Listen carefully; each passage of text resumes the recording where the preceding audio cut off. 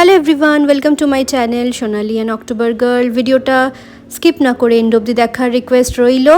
আর এখানে দেখো লাস্ট ব্লগে তোমরা দেখিয়েছিলে চায়ের কিটটা দিয়েছিল। চায়ের কিটে ছিল বিস্কিট, চায়ের একটা মশালা টিয়ের একটা টি ব্যাগ, চিনি আর গুঁড়ো দুধ। আর এর সাথে সাথেই চাটা খেতে খেতে চাটা খুবই ভালো টেস্ট ছিল আর কি। তো তার সাথে সাথে বাইরের দৃশ্য দেখতে দেখতে কখন যে আমরা ফারাক্কা পৌঁছে গেছি মানে টেরও পাইনি।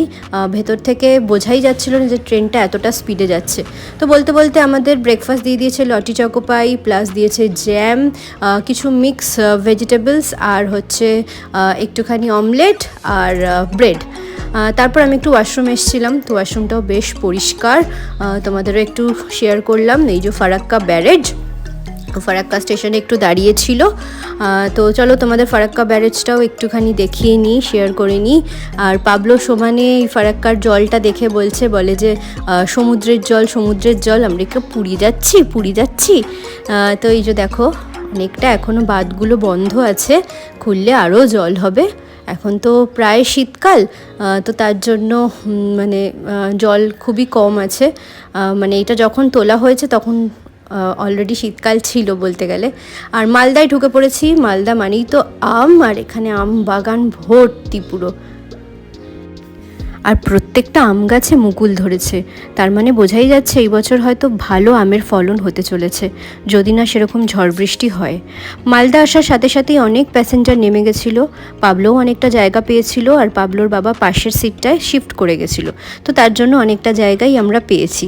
তো ভালোই হলো, 3টে টিকিট না কেটে ভালোই হয়েছে। 2টো টিকিট কেটেছি, একটা এমনিতেই পাবলোর বাবা বসে যাচ্ছে।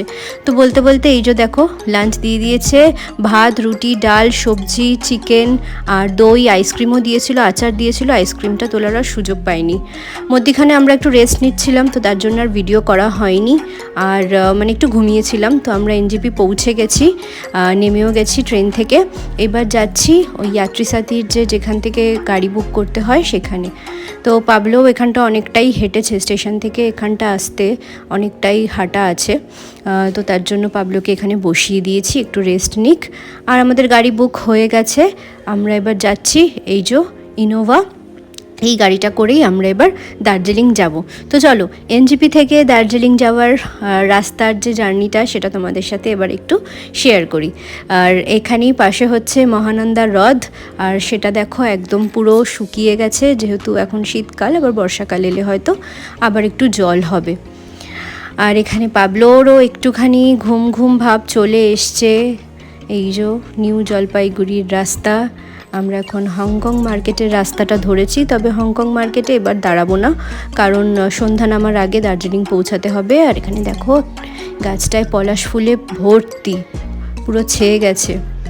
পাবলোও এখানে ঘুমিয়ে পড়েছে, প্রায় কাছাকাছি অনেকটাই, মানে দেরি আছে।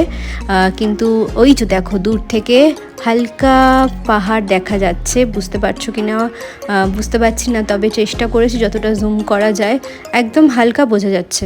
এবার যতটা ওপরে উঠবো ততটা তোমরা ভালো মতো দেখতে পাবে। চা বাগান শুরু হয়ে গেছে, আর এখান থেকেই আমাদের জার্নি এবার শুরু, মানে আমরা পাহাড়ের গায়ে উঠে গেছি। এইবার এই যে দেখো, মানে এই পাহাড়ের দৃশ্যটা দেখে যে কি মনে তৃপ্তি হলো, কত বছর পর আবার পাহাড়ে এলাম, এত ভালো লাগছে। কিন্তু দুঃখের বিষয় পাবলোটাই ঘুমাচ্ছে, আসলে ওকে ডাকিও নি, কারণ অনেকটা সময় ও ট্রেনে জেগেছিল, বেশিক্ষণ ঘুমায়নি, 1-2 ঘন্টা মতো ট্রেনে ঘুমিয়েছে। আর পাবলোর বাবাও তাই বলল যে ও থাক, ঘুমাক, যতক্ষণ পারে ঘুমাক, কোলের মধ্যে আমার ঘুমাচ্ছে, কারণ গাড়িতে বারবার জার্কিং হচ্ছে, তো ঘোরানো ও চড়াই উতরাই রাস্তা।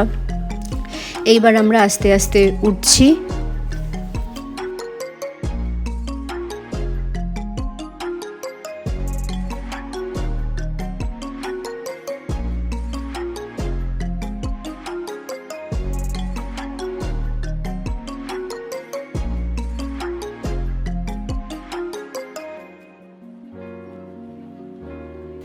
এই দিকের সিনটা দেখো, মনে হচ্ছে ছোট ছোট খেলনার বাড়িগুলো দিয়ে এই জায়গাটা সাজানো হয়েছে, খুব সুন্দর লাগছে। আর এত তাড়াতাড়ি গাড়িটা চালাচ্ছিল না, তো ঠিক তুলতে পারিনি, তবে যতটুকু লাগছিল বেশ ভালোই লাগছিল। আর এখানে টয় ট্রেনের লাইন, টয় ট্রেন দেখতে পেলে অবশ্যই তোমাদের সাথে শেয়ার করব।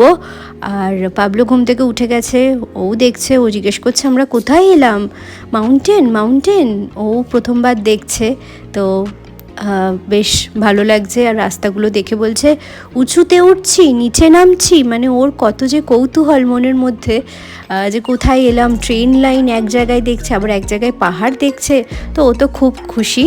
আর বলতে বলতে এই দেখো টয় ট্রেন, এই ট্রেনটা না এনজেপি থেকে দার্জিলিং অবধি ডিরেক্ট যায়, তো প্রায় 8-9 ঘন্টা মতো সময় লাগে দার্জিলিং পৌঁছাতে। তো আমরাও প্ল্যান করেছি পাবলো আরেকটু বড় হয়ে গেলে তখন আমরা এনজেপি থেকে একবার ট্রাই করব দার্জিলিং যাওয়ার, শুধুমাত্র এই টয় ট্রেন চড়ে যে প্রাকৃতিক সৌন্দর্যটা উপভোগ করা যায় সেটার জন্যই আর কি। তো এইখানে আর 9 কিলোমিটার দেখাচ্ছে দার্জিলিং, কিন্তু রাস্তায় বিশাল জ্যাম।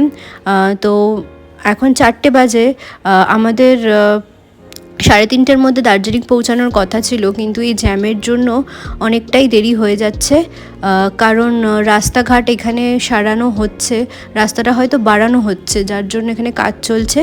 তো যাই হোক, আমরা ঘুম পৌঁছে গেছি এখন, এই যে ঘুমের রেল স্টেশন। আর এরপর দার্জিলিং একদমই কাছাকাছি, ঘুম চলে আসা মানেই দার্জিলিংয়ের কাছাকাছি, সবথেকে উচ্চতম স্টেশন এটা। তো আমরা ফাইনালি দার্জিলিংয়ে এবার রিচ করে গেছি, আর তার সাথে সাথে শীতের জামা কাপড়ও পরে নিয়েছি। এরপর হোটেল খোঁজার একটা কাজ আছে, যেহেতু আমরা বুকিং করে আসিনি। তো এই ব্লগটা আজকে এখানে এন্ড করছি। ভালো লাগলে অবশ্যই লাইক কমেন্ট শেয়ার করবে, আর সাবস্ক্রাইব করতে ভুলবে না যারা প্রথমবার দেখছো। পরের ভিডিওতে তোমরা দেখতে পাবে আমরা কোন হোটেলে ছিলাম, কি করলাম না করলাম, এভরিথিং তোমাদের সাথে শেয়ার করব। চলো টাটা।